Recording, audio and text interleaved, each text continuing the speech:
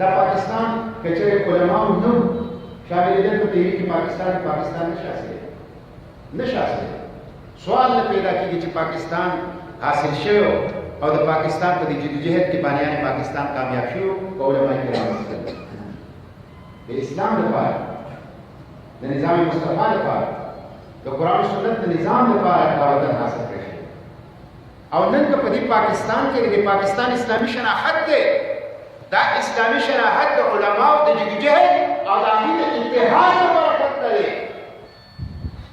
د پاکستان په دستور کې لومړی خبره دا ده چې سپریم لا د قرآن او سنت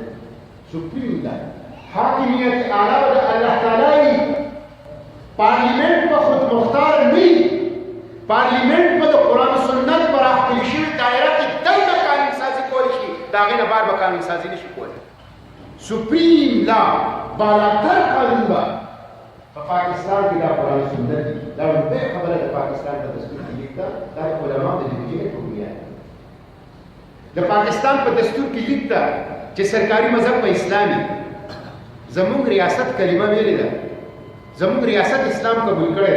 دا پاکستان په دستور کې لیکه چې پاکستان سرکاري ریاستي مذهب په اسلام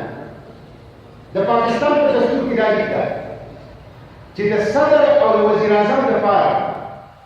مسلمان کېدل شرط لازمي دي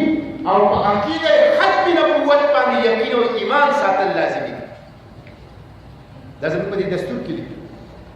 زموږ په دې دستور کې لیکل چې د ریاست دا فرض دي چې هغه جماعتونه آبادوي مدرسې به آبادوي قرآن او سنت ترویج به کوي عربي ژبې ته رواج ورکوي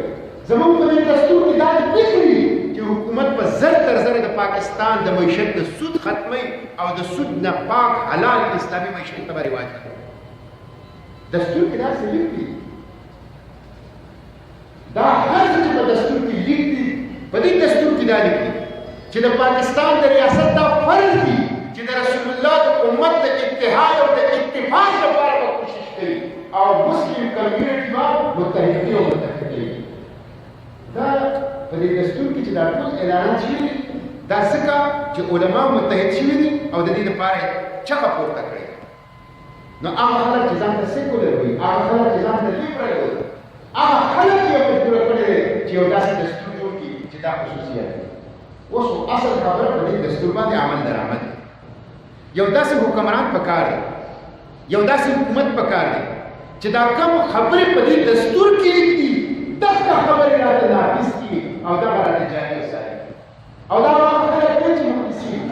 دا هغه خلک دي چې قرآن سنت نه خبري دا هغه خلک دي چې قرآن سنت عمل کوي دا هغه خلک دي چې دنیا آخرت هغې په نظر کې اوس یو داسې حکومت یو داسې قیادت یو دنده پکار محترم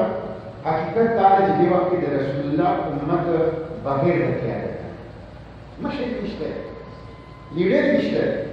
دا چې کوم مشران او لیډران تاسو ته ښکاري دا لیډران نه دي دا ډیلران دي دا چې کوم مشران د رسول الله په امت باندې مسلط حکمران په صورت کې تاسو ته ښکاري دا د امریکې د غلامان انجمن دی قیادت نشته دی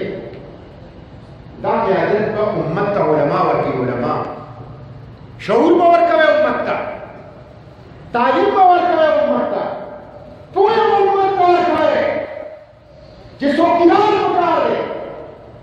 پاسبان پکار دی محافظ پکار دی او تر څو پورې مو چې د رسول الله امت ته چوکیدار او محافظ او پاسبان نه کتلي دا وسلې دا فوجیان دا جغرافیا دا آبادي